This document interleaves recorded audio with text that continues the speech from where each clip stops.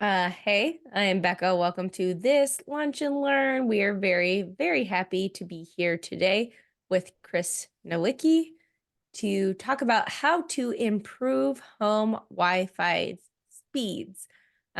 We've been doing these Lunch and Learns for a couple of years now, and we want to provide an opportunity for people to learn and grow together. So if you have a Lunch and Learn that you would like to share, please let us know. There is a link on our website. So, welcome, Chris. How are you doing today? I'm doing great. How are you doing? I am doing chaos over here. I've got a couple of kids home sick, so if you see them in the background, that's why. But I'm very, very excited to hear about this because this is something that I really need, and I know that Mhm. lots of folks have talked about this issue before. So, do you want to give us a little bit of a bio? Who are you, and Oh what are you gosh. doing here? Who am I? What am I doing here? Uh, Existential crisis immediately. I don't know who I am. My name is Chris, and Chris Nowicki.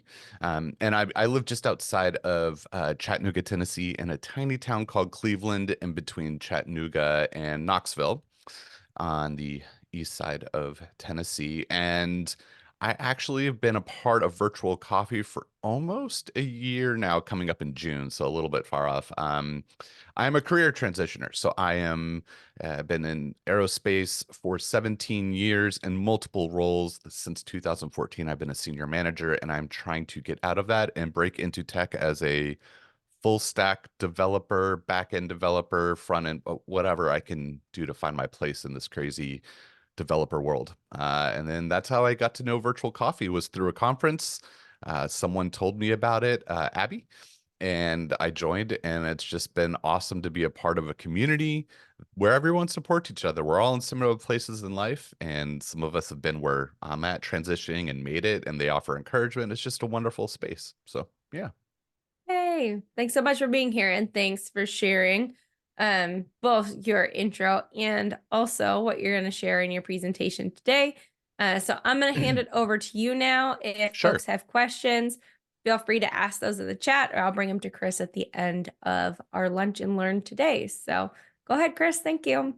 You're welcome. And yeah, if you have a question as I'm going through, feel free to ask in the chat or even just interrupt me. I don't care. It's fine. I want this to be interactive as much as possible. A little bit of a background too is my associate's degree is in network engineering. So I have a little bit of a background here. And one of my favorite things, why I wanted to talk about this topic, is because when I visit my friends' houses, the first thing I do is I connect to their Wi-Fi and then I run a speed test and I look at that and I go, ooh, all right, what can we do to help you out? And 9 out of 10 times this process here improves Wi-Fi speeds. And you don't have to do everything that I talk about here, and I'll highlight those areas as we go through. So how to improve your home Wi-Fi speeds? Well, improving your home Wi-Fi significantly enhances your online experience, right? So it's kind of an obvious statement, but I just wanted to put that up here up front. How? Well, we have smoother video calls, um, faster downloads, more reliable connections across all devices. And this is kind of key here. I work from home, so I'm on all types of calls during the day. I have my work calls, I have virtual coffee calls, I have whatever it may be. And at sometimes my wife is at home as well. She's a therapist and she does uh, telehealth sometimes downstairs, and she's streaming downstairs from her computer. So we have two devices that are streaming at the same time, and a lot of times, if your Wi-Fi can't handle that, what happens? Well, our speeds slow down a little bit. We get choppy video calls, people start cutting out, and it's not really ideal for any types of environments, whether it's a work call or a personal call. And then if we have kids, well, we have streaming devices, and we have all the streaming devices at the same time. Scary face at the end there. You might have kids streaming Netflix, kids streaming YouTube Kids. You might have kids doing online school at home, or, whatever it might be. And so the goal here is, how can we improve speeds on our home Wi-Fi? Well, one of the biggest issues here is, first, we have a joke. Why did the Wi-Fi go to school? Anybody? Any guesses? It's going to be a corny joke. I have All right. no guesses, but I'm looking forward to the answer. Because it wanted to be a better hotspot. Da-dun, ching, really bad joke. AI came up with that joke for me, and I thought, why not share it? And we will move on quickly from this slide. Okay. First things first is you need to upgrade your router. Approximately, I did a lot of research trying to see like how many people, is there any statistics out there on people who use the routers provided by their internet service provider. So I'm going to use the term ISP a lot here, and that stands for internet service provider, like Spectrum, AT&T, Verizon. There's a ton out there. But approximately 52% of consumers use the router provided by their internet service provider. Those routers are cheap. They're made cheaply. And they do not work well in the homes. 99% of the time, replacing this router in general is going to improve your Wi-Fi speeds significantly.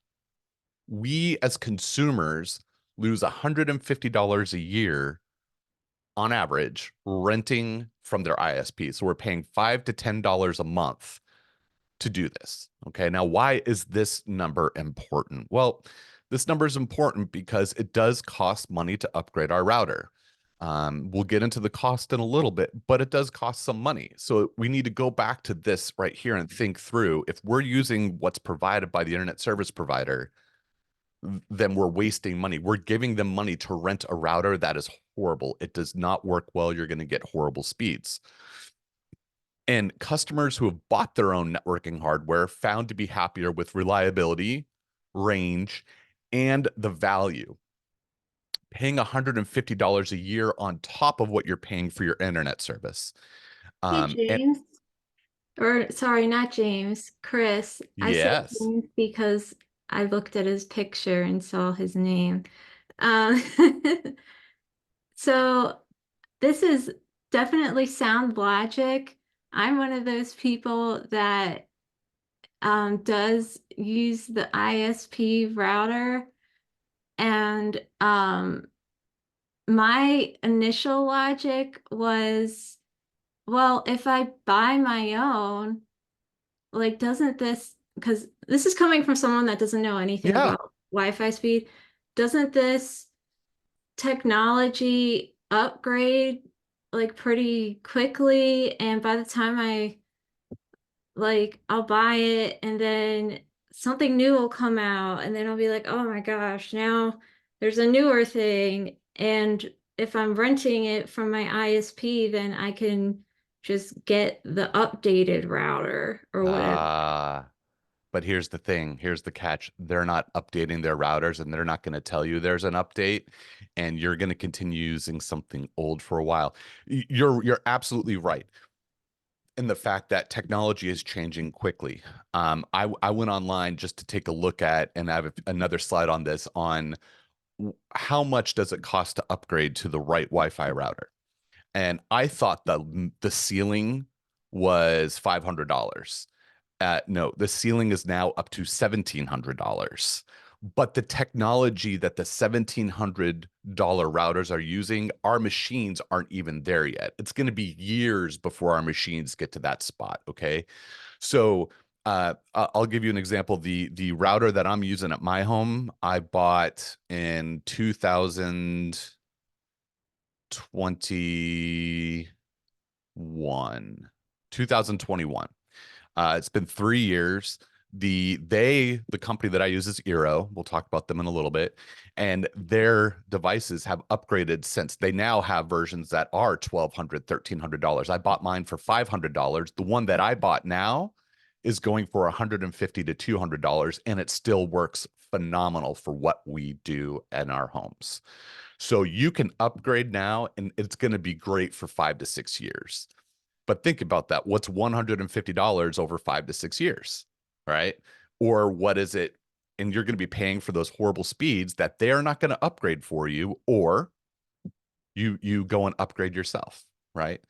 It's not going to conflict with their devices. It's not going to make it worse. It's going to make your experience so much more enjoyable, especially if you are a work from home person, if you do podcasts. James, I know you're on here. You do podcasts. Becca, you're on those podcasts as well with Compressed FM. You know, you're doing video streaming. You want to make sure that those connections are working great, that they're smooth, and you're going to have reliable connections. All right. So moving on from here, let's talk about some terminology first, just to get some of this out of the way. We have our cable modem, which is provided by the ISP to connect to use their services. That's something we cannot replace.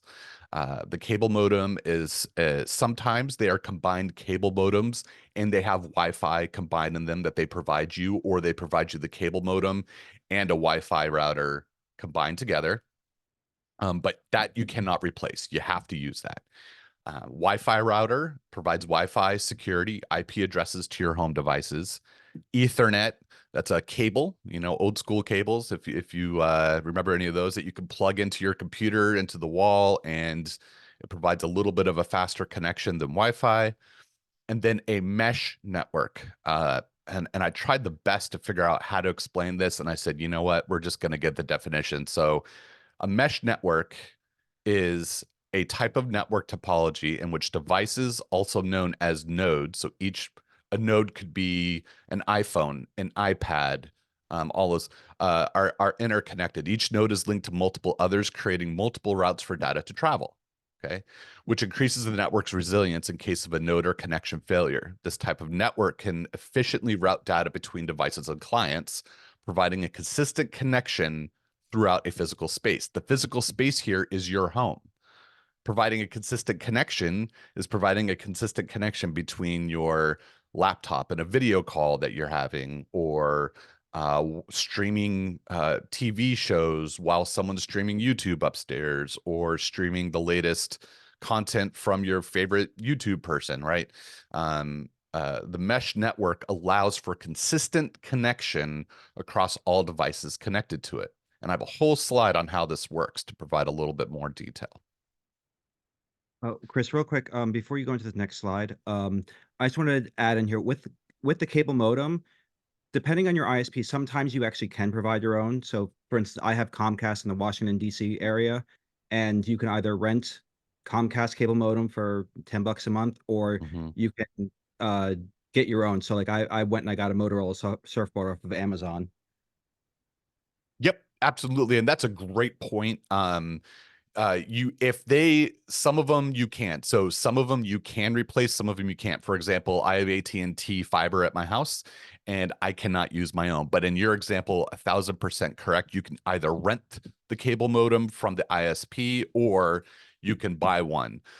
In that instance, it really depends on, you know, do you just want to buy your own and not pay $10 a month, or use theirs? And Meg, you know, back to your original question, when it comes to the cable modem, those are things that they do upgrade over time. And the cable modem provided depends on, or the one that you need to buy for yourself depends on the speeds you're paying for. So for example, I have a gigabit internet connection to my house via fiber. And so they provide a special one for that. Spectrum, they are not fiber, they're a cable, they're the old school cable providers.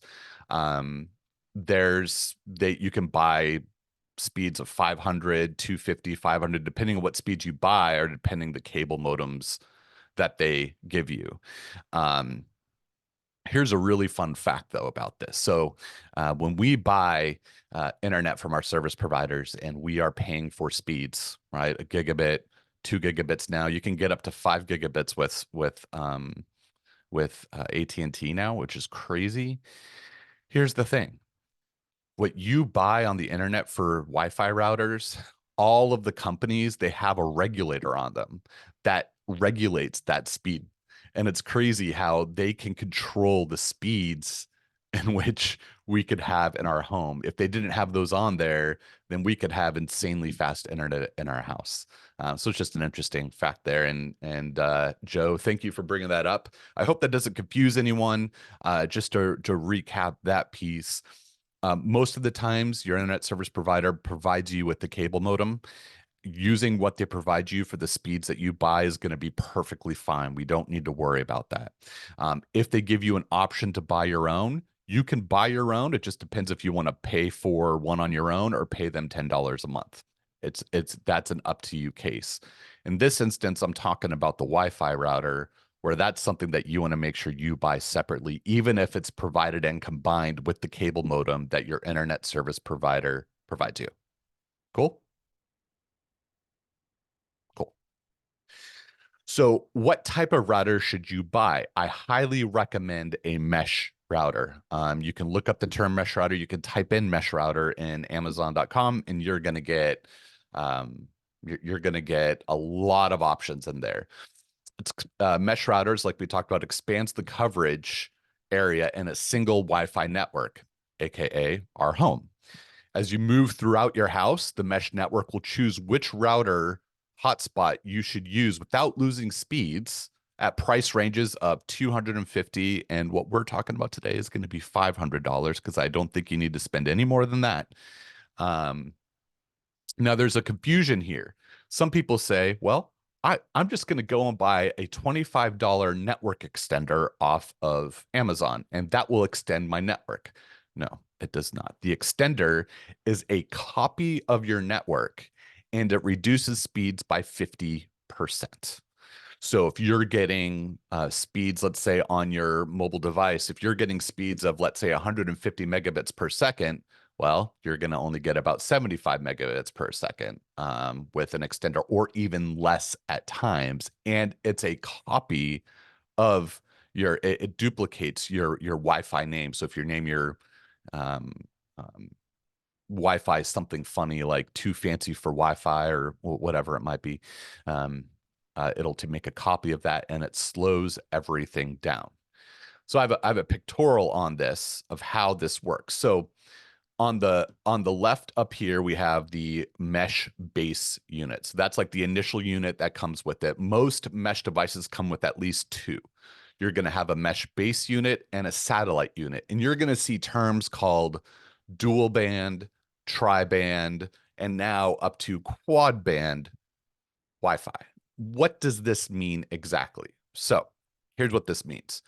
Your base unit is connected to whatever modem you're using for your internet service provider, the one you bought on yourself, or the one provided by the company. Okay. And that's connected here with what I did with the red arrow, which is the dedicated band for connection between mesh satellites. Okay. So what does this mean? Well, right here at this spot between let's say this is gigabits per second. Anything plugged in with the hardwire is getting 900 megabits per second. This dedicated band is going to connect to the other satellite in the home, if you place it on the other side of the home or whatnot, and it's going to be dedicated just for this traffic, okay? And what that does is that allows for, if you're going throughout your house, and let's say you're in another side of the house and your phone is using the mesh satellite over here on the top right, well, technically, it should be as if you're connecting to this base unit right by the modem, and you're going to get the same speeds as if you were connecting to this initial one, right? And in the definition, we talked about how the mesh units connect to each other. So depending on where you're at, it's going to take the shortest route to get to the internet. So if you're at this bottom one, it's going to go right up here to the left and down. If you're at the top one, it's not going to go to the bottom one, up to the top, and then back down to your ISP modem. It's going to take the shortest route possible, which makes your speeds fast. So what are the other two bands for in a mesh network? Well, those are for your Wi-Fi devices, okay? This is really important. So your Wi-Fi devices, and this is going to be a little bit of a sneak peek into what I'm going to talk about, but anything that has an Ethernet port, if it's an Apple TV, let's say it's your Xbox or PlayStation, anything, a printer that has an Ethernet port on it, you want to make sure that is connected directly using an Ethernet cable. And I'll talk about how to do that creatively when you don't have wired internet in your house, okay? This means that anything that is a true Wi-Fi device, a Amazon Alexa, a Siri speaker, a smart thermostat, a wireless camera in the house, your phone, your tablet, all of that that uses Wi-Fi that does not have that, we want to make sure we're reducing traffic on the network and keeping only things that are Wi-Fi connected to Wi-Fi. Okay. So that's what these two bands are for. So these bands here are going to use the Wi-Fi traffic, and then behind the scenes, it's going to use the speeds provided by the dedicated band of connection that goes right back. So the red arrows. So it's going to use those speeds. Technically, the red or the blue and green arrows are also connected between the satellites as well. I just to make it easier, I just kind of put it between two of them right up here. Any questions so far? I know this is a lot of stuff, but the takeaway from this is with the mesh network, you get the fastest way to the internet without reducing speeds as you're going throughout your house. I have a question. Go ahead, Meg. You said about the Ethernet connection. So the ones that aren't connected using the Ethernet are traveling on the mesh Wi-Fi network. Correct. And the point of connecting things through Ethernet is to try to like free up space, like bandwidth. That is correct. You're freeing up traffic on the two bands here. If you connect everything the two bands here, you're going to have a lot of stuff talking at the same time. You have packets, the information being sent between the devices to the internet are going to be colliding with each other, and that's going to cause issues. That's going to cause like a traffic speed, right?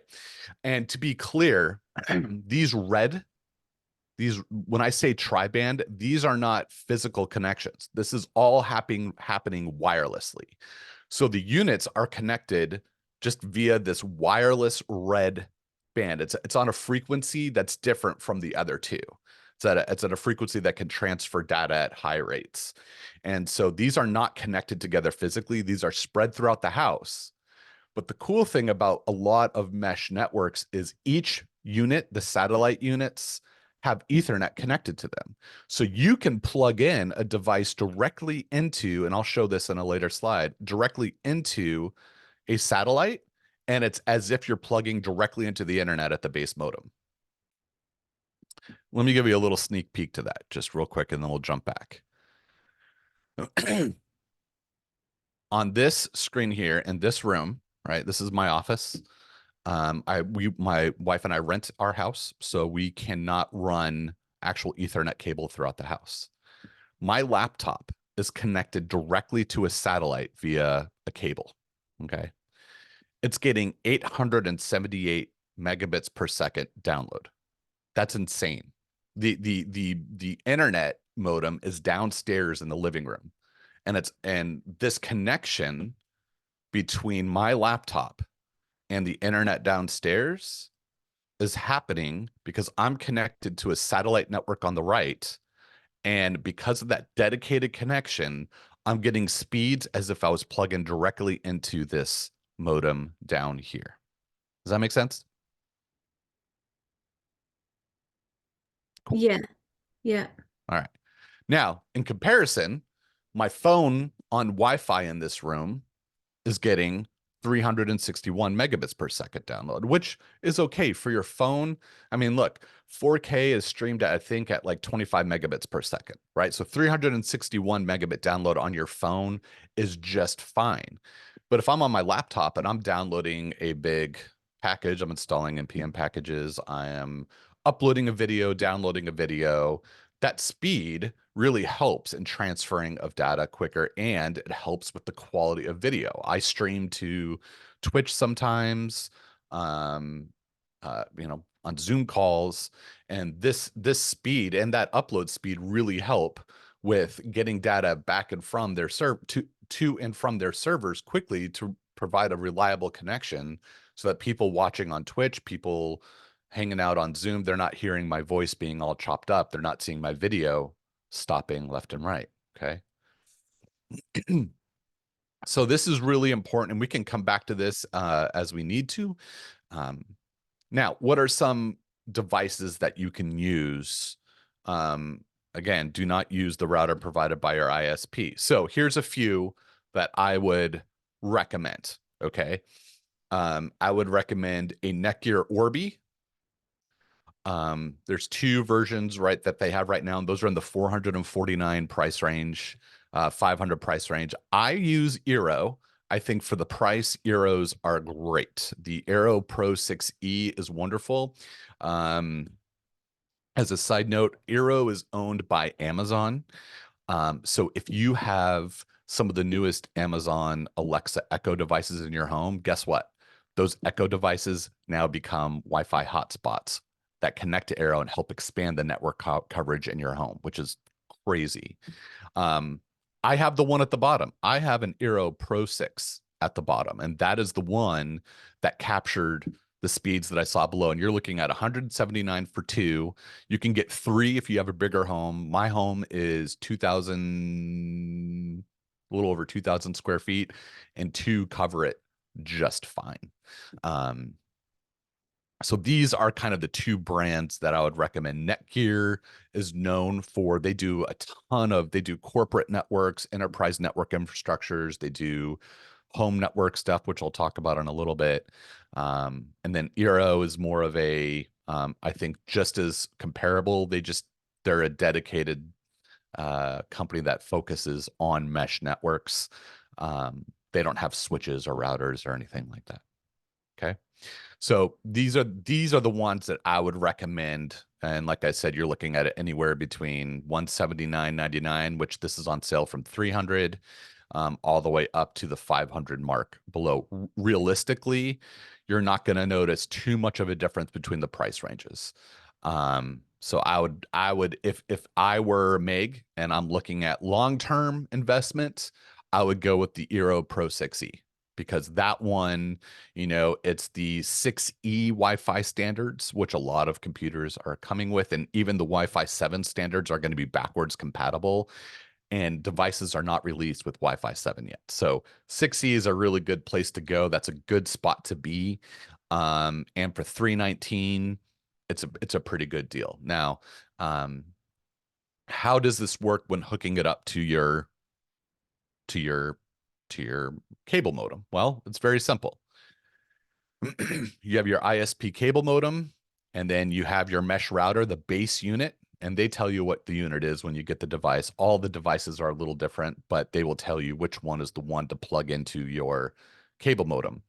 And it's just an Ethernet cable that plugs the two together. That's it. All right. Once these two plug together, this mesh router base, you can then plug your other ones in around the house. You just plug them into power and spread them throughout the house so you get coverage, and you should see these connect. And a lot of the companies will provide an app, and the app will tell you if the other satellite unit is within range and a good distance. So you just have to kind of play around with it a little bit. But it's that simple. You plug them in together.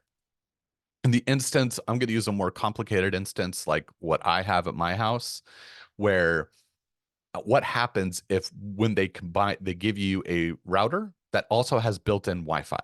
Okay, well, what do you do there? What do you do? Well, the first thing you want to do is you're still going to connect the two via Ethernet. But what you do here is you turn off the Wi-Fi. You don't want 2 Wi-Fi devices in your home broadcasting at the same time. You don't want that. So you turn off the Wi-Fi and you're on the router provided by your internet service provider. All right, so you go into the settings, you turn off the Wi-Fi. There's one other thing to note here. You want to turn on IP pass-through mode if it exists. Don't worry, I'm going to talk about what that means right here. Okay, so what is IP pass-through? This is an exact, I took this screenshot of, I logged into my AT&T router. On the back of the router, it has an IP address that I just type in the browser. And it has in the firewall settings, most of them have this, like AT&T, you go to IP pass-through. And then this, go ahead. Yes. So you said like there's a IP address on the back of the router. Mhm. So like you can like I can go over and look at my router Yeah. and just get a page sort of like this. Yeah. Yeah. I'll show you right here. What? Can you see my hold on. Can you see Yeah. my screen right here? Okay. Yeah, yeah. Yeah. So this is right here, 192.168.1.254. I'm actually on my firewall device right now. Here, watch this. I'm just gonna do the I save the password in 1Password. That way, you know, I can get in. But this is the setting. All right. So I'm in my AT&T router that is downstairs right now. And don't all of this looks confusing, right? All you want to do is make sure it says pass through up here, DHCP fixed. So what does that mean? Well, that means that the IP address assigned to the router is also going to be assigned to your Wi-Fi device. The device list, and when I click download, what does that say right there? It says Eero, because I'm using the Eero device. If it was Netgear Orbi, it would tell you that. And it gives you this little number at the end. That number with all the colons is what's called a MAC address. So every machine, your laptop, your iPhone, everything has a MAC address. That's the hardware address for the Wi-Fi or Ethernet connection. Okay. So what I'm doing here is I'm saying, hey, only provide a pass-through to this device. Okay. And your device will tell you all of this information. It'll tell you the MAC address. So you just have to look, and you can look at the manual for that device. There's so many out there. I didn't want to go into that level, but if you end up doing this, reach out to me on Slack and I will totally help you research it and walk you through it. Okay. So I just choose the device. So why is this important? Why do I need to do this IP pass-through? Well, the reason why is because you right now by default, if I had where's my Wi-Fi? Hold on. Home network. It's gonna load up here. Hold on. If I were to look at my home network, right, it says all of these DHCP services. So in a network, every device have to have what's called an IP address. Everyone has a unique IP address. All right.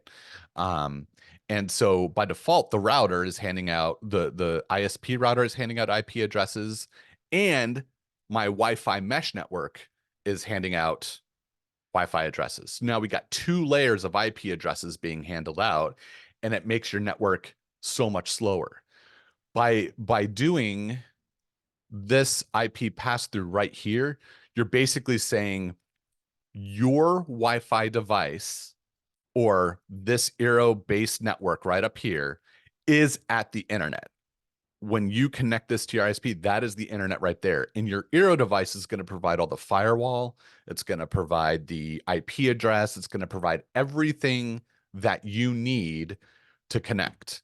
So if you don't go in here and you don't put on IP pass-through, you're not going to notice significant speeds, but you're not going to be maximizing that speed. Go ahead, Joe.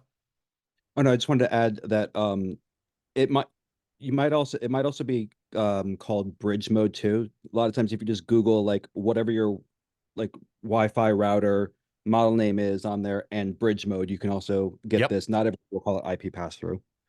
That's a great point, Joe. Thank you. Absolutely. And I will update this slide deck to include that in there so that way I can provide it later, Becca, for people somewhere, somehow.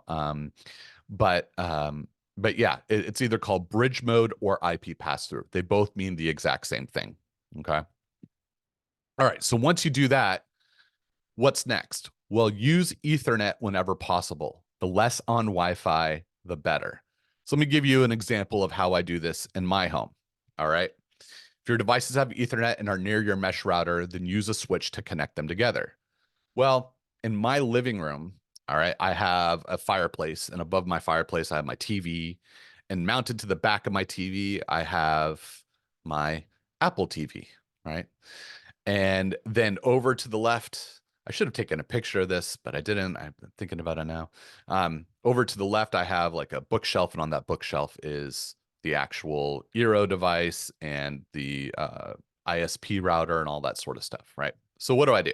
Well, in my living room, my Xbox, my TV, and my Apple TV all connect to what this $18 switch. You don't have to do anything to it. It's called an unmanaged switch, meaning you just plug things in and they work. So in this switch, I have my Xbox, my TV, my Apple TV connected. That connects to the Eero base unit, providing it all the IP addresses that it needs. And then the Eero base unit connects to the AT&T modem. Okay. So now most people in their homes, they just connect their Apple TV to Wi-Fi. Is that bad? No. But going back to this approach here, we want to limit the number of devices on Wi-Fi as possible because that's going to help improve your Wi-Fi speeds, but also that direct Ethernet connection, we want to be getting these speeds right here. I mean, your Apple TV getting this speed, you're going to have no problem streaming, streaming Netflix. My wife and I just started streaming Lost. She's never seen Lost before. And so we started watching Lost on Amazon Prime, and it's been a blast. And to have this kind of speeds directly from the Apple TV is huge. Okay. All right. So back to here. So for $18, you can buy a little extra switch, and that goes between the two of them. And hey, guess what? If you don't have enough ports, that's okay. You connect a switch to this switch, and then you can keep on multiplying them and multiplying them. Let me show you, and we'll stop on this next page for a minute. Let me show you kind of how this looks in my home. All right. So I try to make this as clear as possible. In my living room, right, I have exactly what I just showed you. The green is Ethernet cables. These are physical cables connecting them together. The red piece, this is that dedicated Wi-Fi band that I talked about up here. This is that dedicated Wi-Fi band between the two that's providing the same speeds between the base unit and the modem to the satellite on the other side of the house. All right.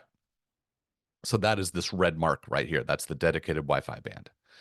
So in my office, all right, we talked about the living room. So in my office, the satellite Eero is connected to the Eero base unit. Great. Now, connected to my satellite unit, I have another 5-port gigabit switch. Notice I have a gigabit switch up here, but I also have a gigabit switch down here connected to my satellite unit. In here, my printer, because I have an office printer here, so that has an Ethernet connection. My printer, since it has an Ethernet, connects to the switch. My Philips Hue hub, if you see the little purple light behind me, that's by my purple Hue hub that controls all the lights in the house. That's connected via Ethernet. My 12 terabyte network attached storage, that's connected via Ethernet. Now, on the other side of my office where I'm sitting, so the printer is way back over there behind me, in the far back by the glowing Star Wars Lego cabinet. Over here, where my desk is on this side of the room, I ran a long Ethernet cable between this switch and another switch. So like I said, previously, you can have multiple switches like you see here on Amazon. Again, 18 bucks, right? So I ran another cable over to here, and then I have my work laptop connected to that switch and my personal laptop connected to that switch. So now when I'm at home, and to connect your laptop, you can either get a dongle or you can use a docking station. I have a docking station, or you can get a dongle and connect it. It's just going to be just as fine, however you want to do it. But this right here is how my whole network is set up. So if I were to bring up speed test, all right. If I go here, can you all see that? All right. Gonna click go. All right, it's gonna connect. Now I'm streaming right now too. And I'm getting, while I'm streaming to you guys, I'm getting 700 megabits per second. You're crushing it. Crushing it. All right. Yeah, that's insane. That's insane, right? Okay. Now I am going to, all right, now I'm uploading at 700 megabits per second. Again, all I did was plug in an Ethernet cable. That's it. We're going to disconnect this here. It shouldn't cause any issues. I don't think it's good. I'm going to try, hold on.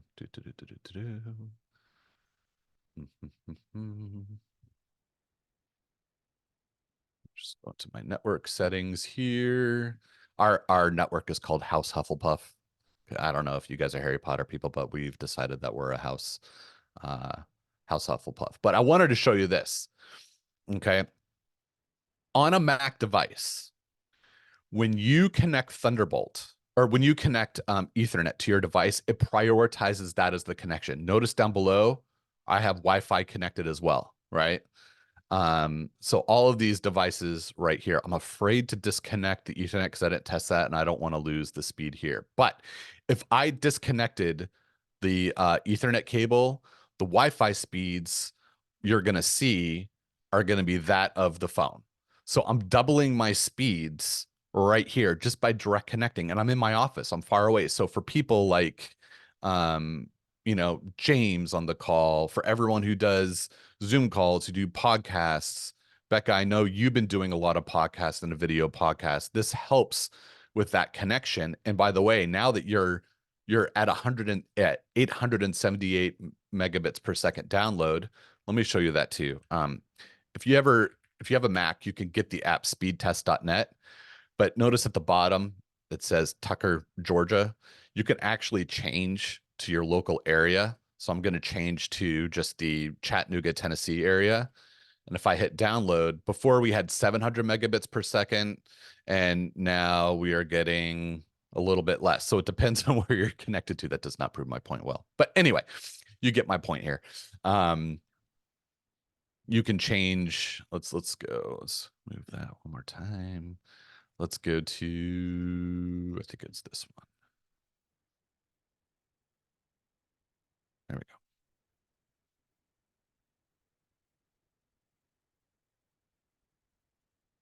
Yeah, so we're getting about the same, right about there between Georgia and the local Chattanooga communications office. So go ahead, Alex. I've heard that ISPs have a way to tell when you're running a speed test and they up throttle, like they give you better speeds for when you're doing that. Is that actually a factor there at all? No, they don't do that. There's no way they can't on the fly. They don't on the fly change your throttling speeds. So but I like to use, once you get something like this set up, and we'll come back to this and kind of talk about, ask questions for the last little bit. But I use speedtest.net. You can use whatever you want. I like it. You can go to speedtest.net or you can download device. I have the app on my phone and on my laptop just to test. Sometimes though, we got to troubleshoot. Even here at my house, if I'm noticing that internet is slow or I'm not connecting, or if I'm getting drop frames on OBS when I'm streaming, I'll check my speeds. And if my speeds are low, sometimes even on my stuff, I have to do this. I have a quick question Go about ahead, Meg. Yeah. speed. Does connecting through a VPN affect the Yes. speed? Yes. Sometimes connecting through a VPN does affect your speeds, but it shouldn't affect it too much. It just depends on where that VPN is. So for example, if I go on my work laptop right now, I'm connected to the VPN through my company, right, to get access to everything. If I run speed test on there, I get 40 megabits per second. Like if I turn off VPN, I get anywhere from 700 to 878 megabits per second. So it depends, but yeah, you lose significant speed when you're connected to a VPN. Yeah, That's so I mean, yeah, that's a really good point, and thank you for bringing that additional part up, because a lot of people could get confused when they connect their VPN and they're not getting these speeds. They're going, well, what the heck? I just spent $400 on this. Because when I connect to the VPN at my work is controlling the speeds at their location for how fast, because they have thousands of people connecting. My company has like 150,000 employees. So not everyone's remote, but a lot of people are. So yeah, it's pretty crazy how they do all that. Just so for some basic troubleshooting tips, if you notice your Wi-Fi speeds are being weird, or your internet's being weird, or you're streaming using your Apple TV and you notice that it's taking a while for some content to load and that's not normal, here's 99% of the time this will work. Power off and on your modem and Wi-Fi router. So you're going to power off both the ISP modem and your Wi-Fi router. You're going to wait 15 seconds, count 15 Mississippis, 15 Donald Ducks, whatever your form of measure is for those seconds. Count them. When you're done, you're going to power on your ISP modem, and then you're going to wait for the connection indicator to show, hey, I've connected. It's connected to it'll say connected online. Each one's different. Once that happens, then turn on your Wi-Fi router, and then everything will come back online. Test your internet speeds, and most of the time that fixes any issues that are going on. Why that happens, I have no idea. Sometimes there's internet outages in the area. If you do get an internet outage in the area and then or a power outage and everything turns back on again, after everything turns on, I highly recommend going back and going through this process just real quickly. It takes a couple minutes, you know, and it should fix any issues that are going on. So going back to this slide here to recap, right? Plug in anything that you can. There's things that you can do. I'm going to pull up my browser here. Let's go over here. So this is the Eero site, Eero.com. And you can kind of see they have a great example of how Eeros work with all the overlapping circles, how they all connect with one another. Netgear is just a simple, they have a bunch of gigabit switches on Amazon, but $17.99, they're super cheap and they're great. Ethernet cables are meant to be run up to 300 feet. So you can, there's lots of things you can do. You can get really creative. You can buy some wire mold. You could buy some wire mold raceways like this.